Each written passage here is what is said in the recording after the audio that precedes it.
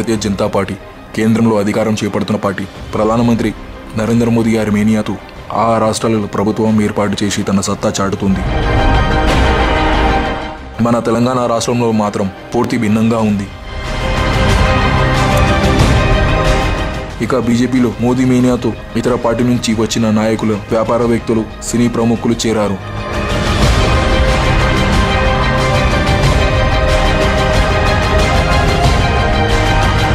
వీళ్ళని పార్టీలో చేర్చుకున్నారు. కానీ పార్టీ సరైన గుర్తింపు ఇవ్వకపోవడం, కొందరేమో అసంతృప్తితో ఇతర పార్టీలో చేరారు. బీజేపీలో ఇలా ఉంటే ఎవరైనా ఎన్ని రోజులు ఉంటారు? ఇక కొందరేమో బీజేపీ నుంచి ఇతర పార్టీలో చేరితే, ఇక కొందరు సొంత గూటికి చేరారు. ఆయన ఎవరో కాదు, గత జరిగిన మెదక్ పార్లమెంట్ బై ఎలక్షన్ లో బీజేపీ అభ్యర్థిగా పోటీ చేసిన జగ్గారెడ్డి ఆ ఎన్నికల్లో ఘోర పరాజయమయ్యారు. ఆ తర్వాత బీజేపీ పార్టీలో ఆయన ముఖ్య నేతగా మారుతారనుకుంటే పార్టీలో జగ్గారెడ్డికి సరియైన గుర్తింపు ఇవ్వకపోవడం, ఆయన ఆ పార్టీపై అసంతృప్తితో తన సొంత గూటైన కాంగ్రెస్ లో మళ్లీ చేరారు. ఇక ప్రస్తుతం బీజేపీకి 5 ఎమ్మెల్యే స్థానాలు, 1 ఎంపీ స్థానం ఉన్నాయి. రాష్ట్ర అధ్యక్షుడు కిషన్ రెడ్డి మిగతా ఎమ్మెల్యేలతో, ఎంపీతో పార్టీ బలోపేతానికి చర్చలు జరిపే కనిపించిన దాఖలాలు లేవు. రాష్ట్ర అధ్యక్షుడు కిషన్ రెడ్డి మరి గోషామేల్ నియోజకవర్గ ఎమ్మెల్యే రాజాసింగ్ మధ్యలో కొద్ది కాలంగా కోల్డ్ వార్ జరుగుతూ వస్తుంది. తెలంగాణ రాష్ట్రం ఏర్పడిన తర్వాత తెలంగాణ అసెంబ్లీ సమావేశంలో రాజాసింగ్ ఎంఐఎం పైన తీవ్ర స్థాయిలో విరుచుకుపడ్డారు. దీన్ని దృష్టిలో పెట్టుకుని కిషన్ రెడ్డి రాజాసింగ్కి గట్టిగా క్లాస్ స్పీకర్ అని తెలుస్తుంది.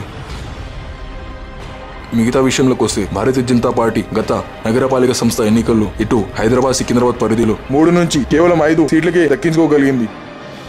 3 సార్లుగా ఎమ్మెల్యేగా గెలుపొందిన కిషన్ రెడ్డి గారు గత 2 సార్లుగా ఆయన నియోజకవర్గంలో జరిగిన నగరపాలిక సంస్థ ఎన్నికల్లో కేవలం 1 కార్పొరేట్ స్థానాన్ని దక్కించుకోగలిగారు. దీని వెనుక కిషన్ రెడ్డిది పెద్ద వ్యూహం ఉందని తెలుస్తోంది. ఎవరైనా ఎంసీహెచ్ ఎన్నికల్లో కార్పొరేటర్ గా గెలుపొందితే వాళ్ళు తిరిగి ఎక్కడ తన సీట్ ని కన్నేస్తారో అని వాళ్ళని సరైన ప్రాధాన్యత ఇవ్వకపోవడం, ఎన్నికల్లో బీజేపీ అభ్యర్థిగా పోటీ చేసిన ఘోరంగా ఓడుతారు.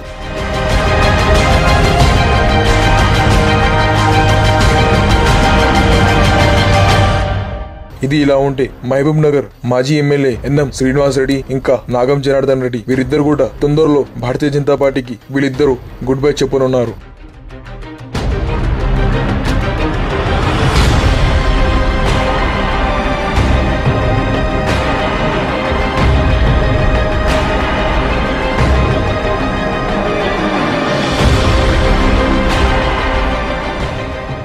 తెలంగాణలో బీజేపీ పార్టీ ఇంతగా వెనుకబడే కారణాలు ఏంటని మా TG9 ప్రతినిధి వాళ్ళతో చర్చించారు. బీజేపీ నేతలు ఇచ్చిన సమాధానం ఏంటంటే, రాష్ట్ర అధ్యక్షుడైన కిషన్ రెడ్డి పార్టీ ముఖ్య నేతలతో, కార్యకర్తలతో వాళ్ళ అభిప్రాయాలు తీసుకోకుండా నిర్ణయాలు సొంతంగా తీసుకుంటారంట.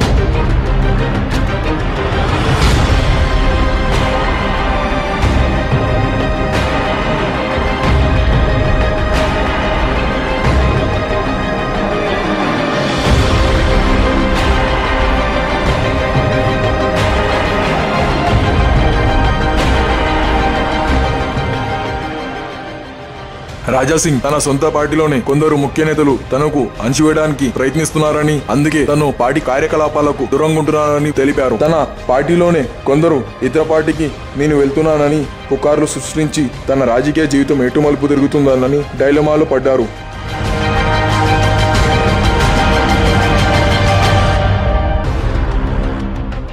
కిషన్ రెడ్డి తన సొంత నిర్ణయాల వల్ల కొందరైతే బీజేపీ నాయకులు పార్టీ కార్యకలాపాలకు దూరంగా ఉంటున్నారు అని తెలుస్తుంది. దీనివల్ల రాబోయే నగరపాలిక సంస్థ ఎన్నికల్లో ఏ విధంగా ప్రభావం చూపుతుందో వేచి చూడాల్సిందే.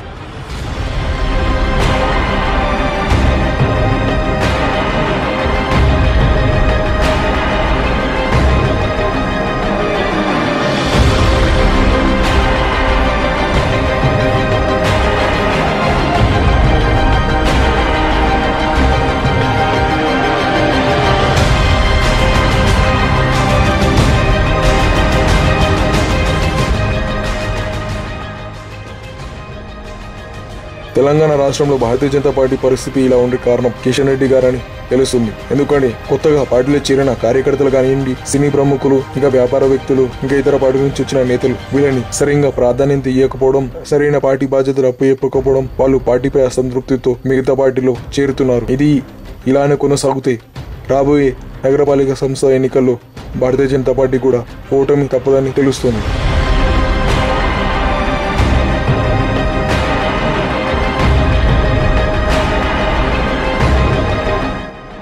ఇది ఇలా ఉంటే రాబోయే నగరపాలిక సంస్థ ఎన్నికల్లో భారతీయ జనతా పార్టీ తన మిత్రపక్ష పార్టీ అయిన టీడీపీతో జతకట్టి తన సత్తా చాటుగా వేచి చూడాలి.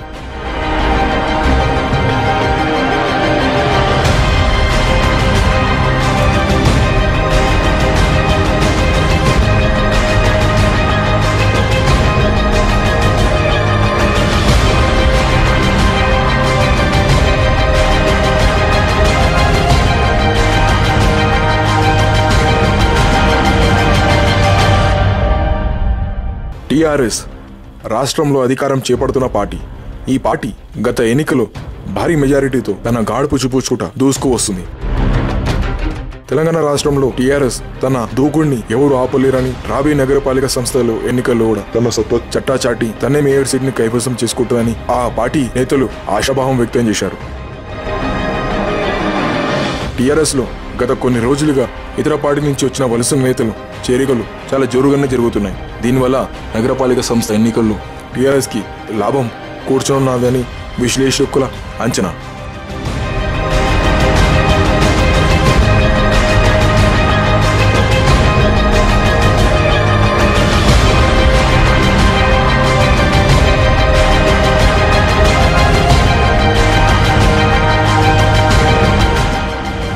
ఇది TG9 స్పెషల్ రిపోర్ట్. మళ్ళీ రేపు ఒక స్పెషల్ రిపోర్ట్ తో మీ ముందు ఉంటాం. జై తెలంగాణ, జై TG9.